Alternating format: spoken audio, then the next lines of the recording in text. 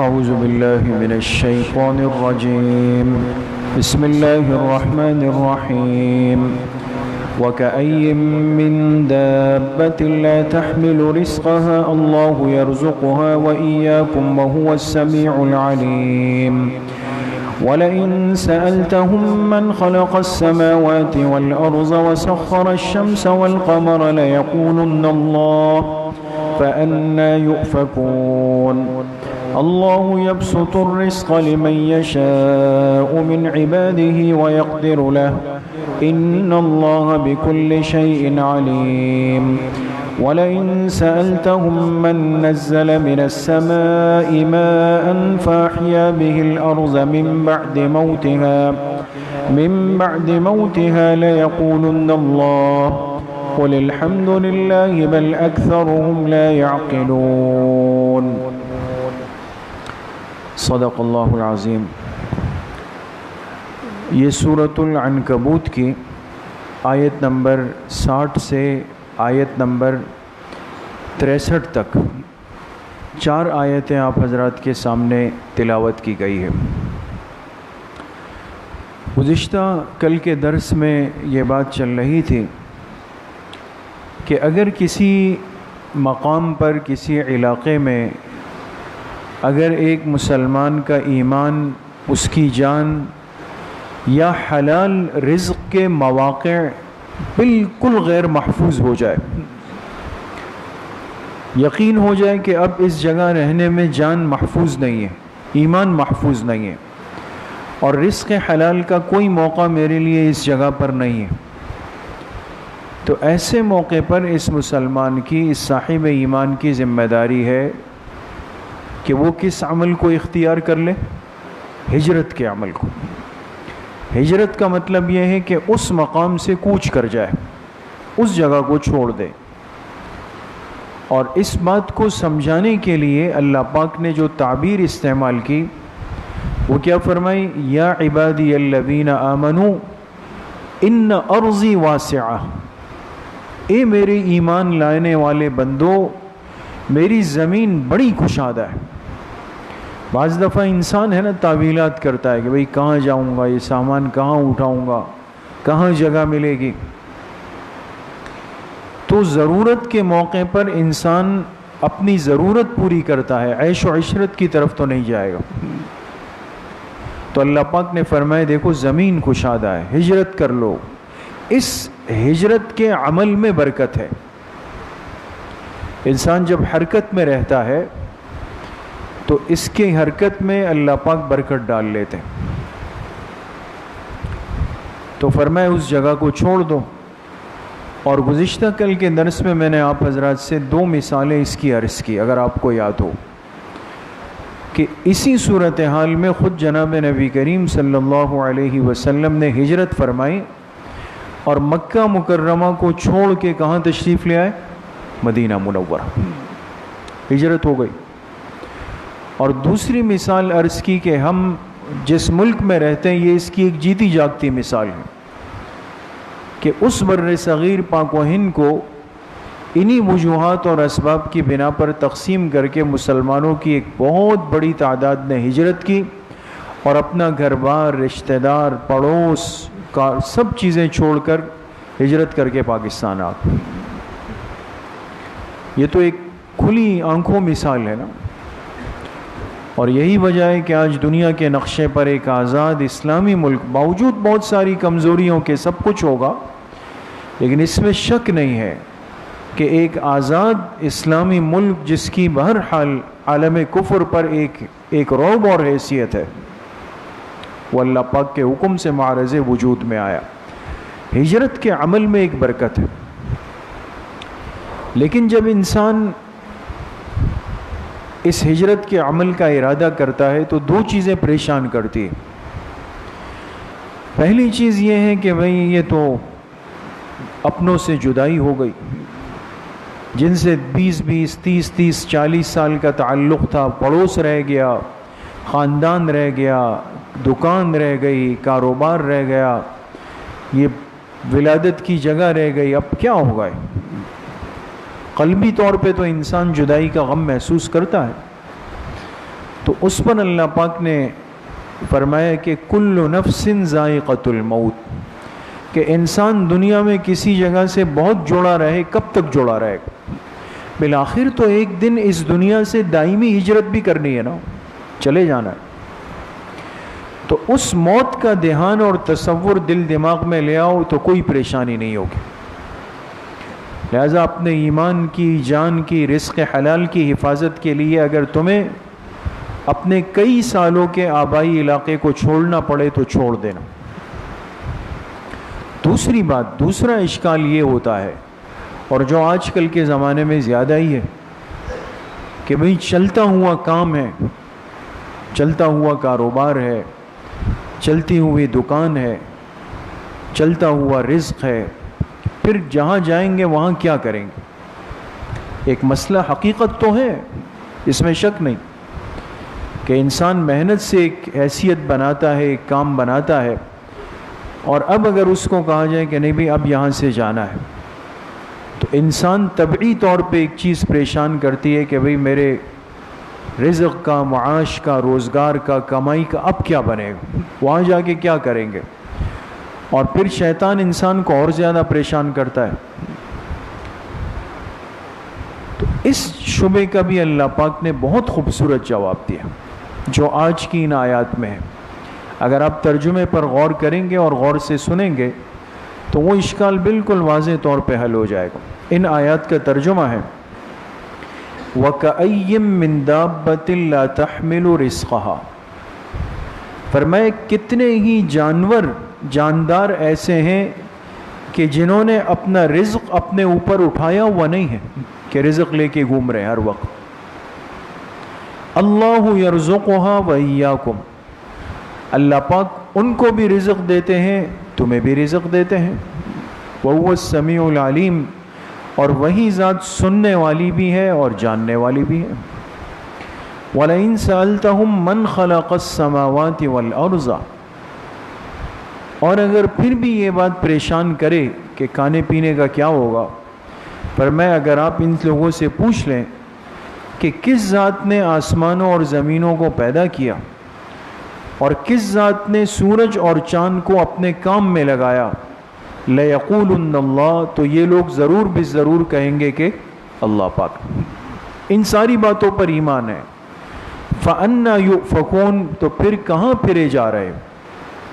اللہ یبسط الرزق لمن یشاء من عبادہ ویقدر لہ، باقی اللہ کا ضابطہ ہے، وہ اپنے بندوں میں جس پہ چاہے رزق کو کشادہ کر دے، جس پہ چاہے تنگ کر دے، یہ اللہ کی حکمت پہ مبنی ہے۔ ان اللہ بکل شیء علیم، بے شک اللہ تعالی ہر چیز سے باخبر ہے۔ وَلَئِن سَأَلْتَهُم مَّن نَّزَّلَ مِنَ السَّمَاءِ مَاءً، اور اگر آپ ان لوگوں سے پوچھ لیں کہ وہ کون سی ذات ہے جس نے آسمان سے پانی برسایا، فَأَحْيَا بِهِ الْأَرْضَ مِن بَعْدِ مَوْتِهَا، اور پھر اس پانی کے ذریعے سے زمین کو آباد کیا اس کی ویرانی کے بعد، لَيَقُولُنَّ اللَّهُ، تو تب بھی یہ لوگ ضرور جواب دیں گے کہ اللہ پاک نے۔ قُلِ الْحَمْدُ لِلَّهِ، آپ کہہ دیجئے کہ تمام تعریفیں خاص ہے اللہ ہی کے لیے، بل اکثرهم لا یعقلون، لیکن ان لوگوں میں سے زیادہ تر لوگ اپنی عقل سے کام نہیں لیتے۔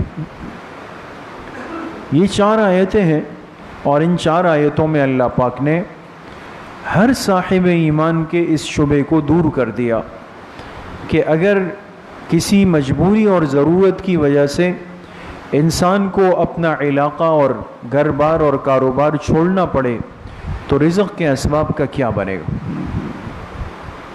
اللہ پاک نے فرمایا کہ تم تو انسان ہو، اشرف المخلوقات ہو نا، بنی آدم ہو، اس کائنات کے سب سے قیمتی ہو، تم اپنے سے نیچے کی یعنی حیوانات کو دیکھ لو، جانوروں کو جن کو ہم جانور کہتے ہیں، اور ان کو دیکھنے کے بعد بتاؤ کہ کتنے جانور ہیں کہ جو اپنا رزق اپنے ساتھ جمع کر کے گھوم رہے ہیں؟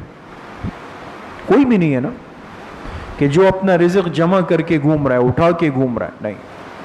ہر جانور، ہر جاندار، ہر پرندہ، ہر درندہ وہ رات گزار کے جب صبح ہوتی ہے تو اپنے رزق کی تلاش میں چلا جاتا ہے، شام ہوتی ہے تو پیٹ بھر کے واپس آ رہا ہوتا ہے، اس نے کوئی سٹاک نہیں کیا، کوئی ذخیرہ نہیں کیا، کچھ بھی نہیں کیا۔ علماء نے اس پہ بھی بحث کی ہے کہ آیا کوئی جانور یا کوئی پرندہ ایسا ہے کہ جو پہلے سے اپنے رزق کو محفوظ کرتا ہو؟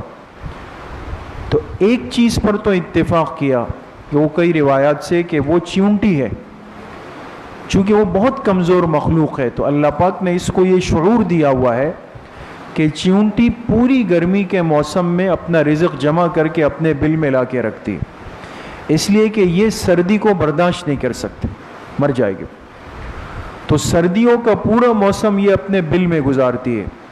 تو اللہ پاک اس کو یہ شعور دے دیتے ہیں کہ یہ اس بل میں اس رکھے ہوئے رزق کو، دانے کو استعمال کرتی ہے چیونٹی۔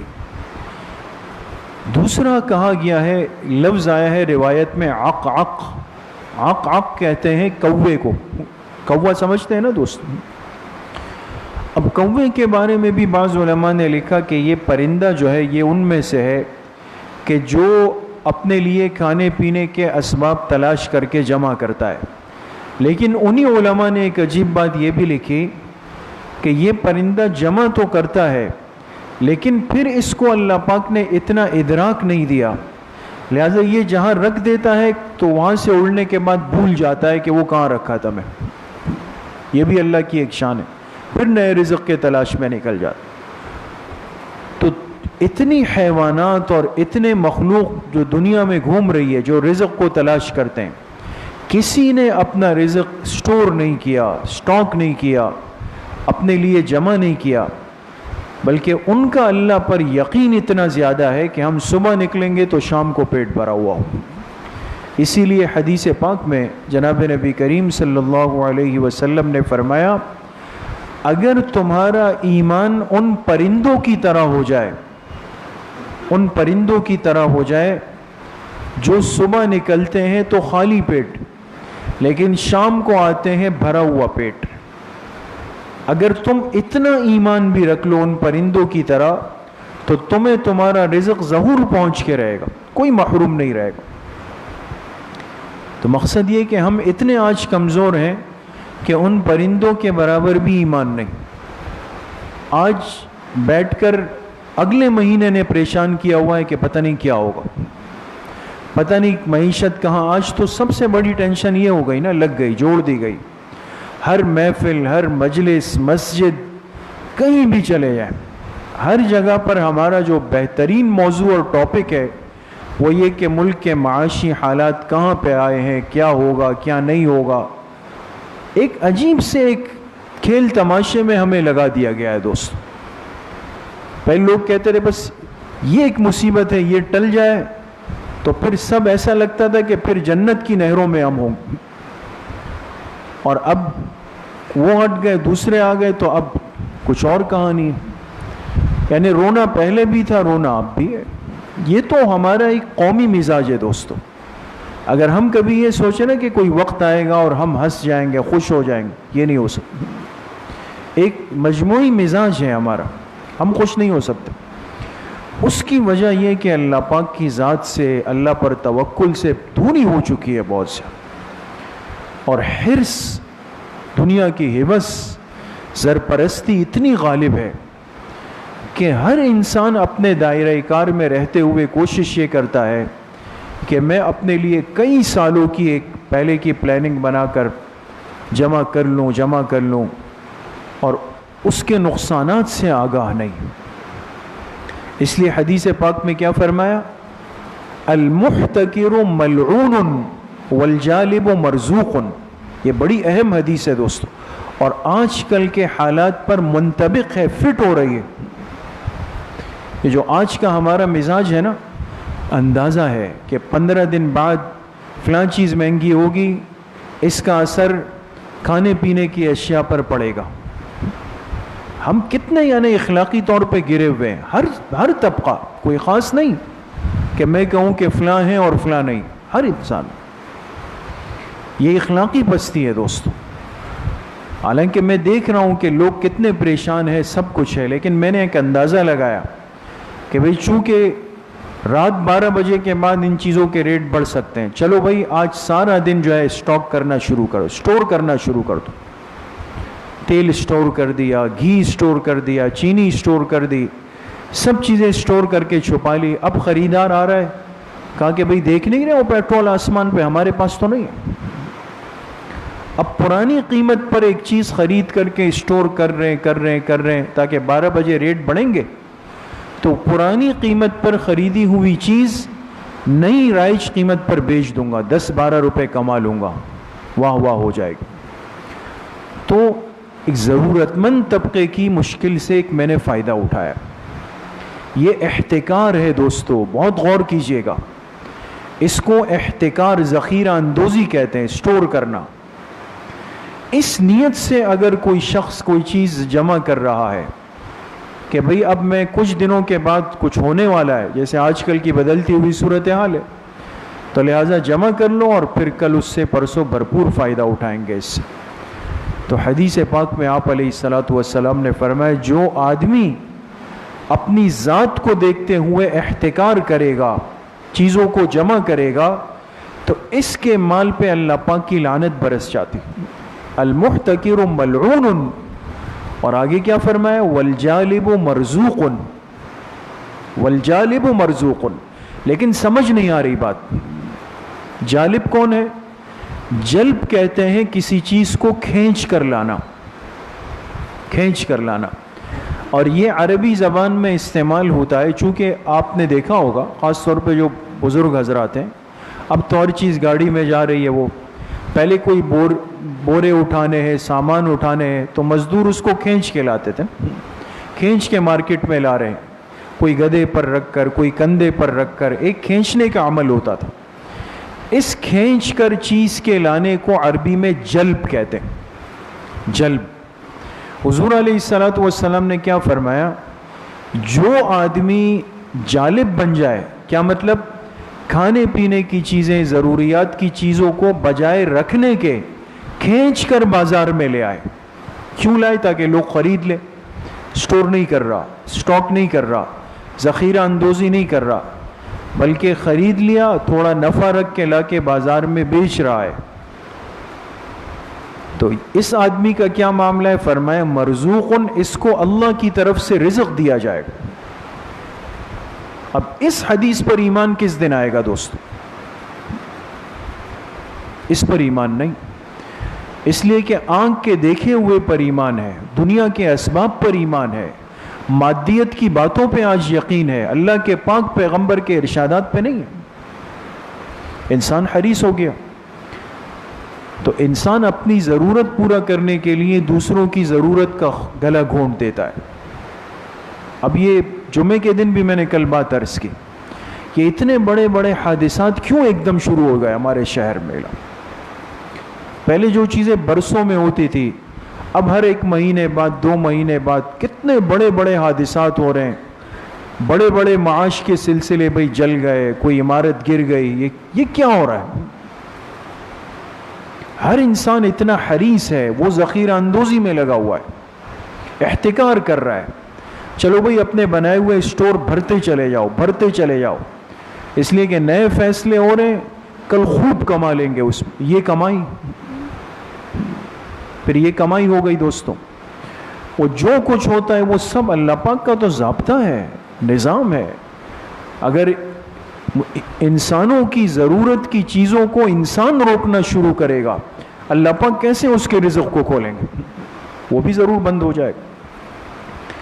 اس لیے میرے عزیزوں, دوستوں, بزرگوں, ایمان لفظوں کا نام تھوڑی ہے کہ میں نے بول دیا, آپ نے سن لیا اور بس بات ختم. یہ تو عمل ہے. میرا عمل کیا کہہ رہا ہے؟ بات میں نے سنی, لیکن دکان جا کر, فیکٹری جا کر, معاش کی جگہ پہ جا کر ملازم سے کہا کہ پیچھے ڈالتے رہو. یہ خطرناک چیز ہے دوستوں. ضرورت کے وقت تو انسان میں اتنا جذبہ ہو. آج جن ہستیوں کے ہم نام لے کر ان سے محبت کا اظہار کرتے ہیں, ان کی زندگیوں کو دیکھیں تو صحیح. آج تک اللہ نے ان کے نام کو کیوں زندہ کیا ہوا ہے؟ حضرت عثمان رضی اللہ عنہ کہتے نا, قحط پڑ گیا مدینہ منورہ کے اندر. لوگ بہت زیادہ پریشان کہ بھئی اب کیا ہوگا. شام سے بہت بڑا تجارتی قافلہ آیا اونٹوں کا، جس پر غلہ اناج لدا ہوا ہے. تو مدینہ کے جو کاروباری لوگ تھے وہ دوڑتے ہوئے گئے کہ بھئی چلو بھئی اب لوگوں کو ضرورت ہے، اس کو خریدیں گے. حضرت عثمان رضی اللہ عنہ گئے، پورے قافلے کو خرید لیا، سارے اونٹ خرید لیے. اب تاجر آئے، کہا امیر المومنین ہمیں بیچتے. کہا کتنا نفع دو گے؟ ایک نے کہا 5، ایک نے کہا 10، ایک نے کہا 20. کہا اور انہوں نے کہا مدینہ میں ایسا شخص نہیں جو آپ کو آپ کے مال کا 20% سے اوپر نفع دے دے. حضرت عثمان نے فرمایا میں نے جس سے سودا کیا اس نے 700 گنا کا وعدہ کیا. جبھی تو قرآن میں تذکرے ہے نا، جبھی تو ان کی شہادت کے تذکرے آج تک ہے، ان کے جنتی ہونے کے تذکرے آج تک ہے. تو بجائے اس کے کہ آج یہ احساس میں اپنے اندر پیدا کروں، اپنے ملک کا، اپنے غریبوں کا، اپنے پڑوس کا، اپنے ایمان والوں کی فکر کروں.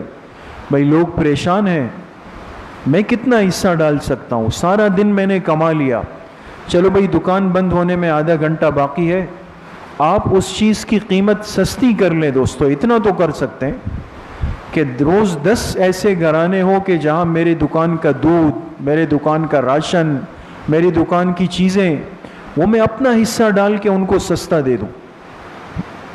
یہ بھی ایک طریقہ ہے. تو اگر احتکار آ جائے اس کے پیچھے لعنت آتی ہے، اور جب انسان میں خرچ کا مزاج آ جائے اس کے پیچھے رزق میں برکت آ جاتی ہے. اللہ پاک مجھے بھی آپ سب کو صحیح عمل کی توفیق نصیب فرمائے. انشاءاللہ کل جیسے مہینے کی پہلی اتوار ہے، آپ حضرات جانتے ہیں کہ ہر انگریزی مہینے کی پہلی اتوار کو عشاء کی نماز کے بعد ماہانہ اصلاحی بیان اور ذکر کی مجلس ہوتی. تو کل انشاءاللہ عشاء کی نماز کے بعد ہوگی. تمام احباب اس میں شرکت کریں. اور باقی جو اتوار کے دن مغرب کے بعد تاریخ اسلام کی مجالس ہے وہ حسب ترتیب انشاءاللہ ہوگی، اور عشاء کے بعد بھی ہوگی انشاءاللہ. الحمدللہ رب العالمین، الصلاۃ والسلام.